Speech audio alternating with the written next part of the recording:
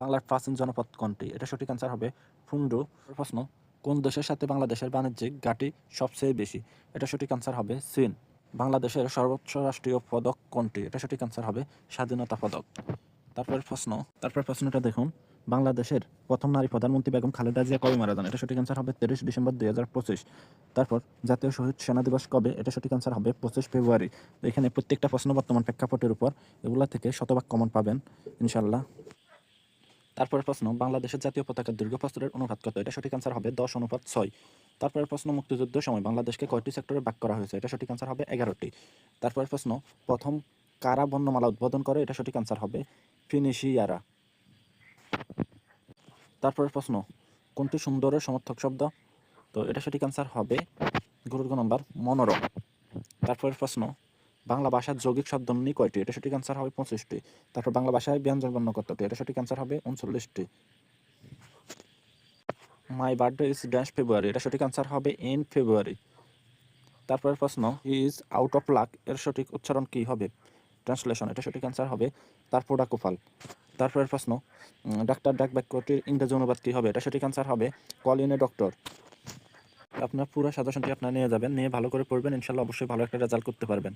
যারা চাচ্ছেন এখানে পরীক্ষা দেবেন, অবশ্যই আমাদের এই সাজেশনটি পড়ে ফেলবেন। আমি সবগুলো প্রশ্ন পড়ে আপনাদেরকে শোনাতে পারি নাই, তো আপনার প্রত্যেকটা প্রশ্ন এখানে পড়তে হবে।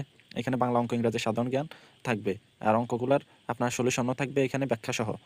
তো আপনারা আমাদের দেওয়া নাম্বারে হোয়াটসঅ্যাপে যোগাযোগ করে এই চূড়ান্ত শর্ট সাজেশনটি নেবেন। যারা চাচ্ছেন ভালো রেজাল্ট করতে, অনেক বই পড়ছেন কোনোভাবে টিকতেছেন না, তাদের প্রতি আমার একটা রিকোয়েস্ট থাকবে যে আপনি একবার আমাদের এই সাজেশনটা পড়ে দেখেন। ইনশাল্লাহ অবশ্যই আপনি এখানে 100% টিকে যাবেন।